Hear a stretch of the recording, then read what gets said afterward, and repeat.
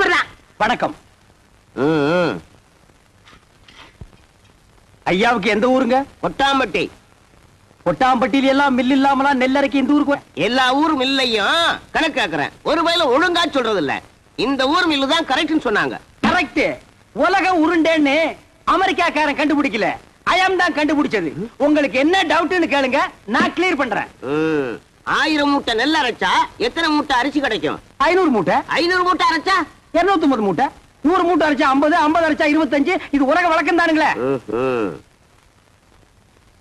கைய நீட்டு.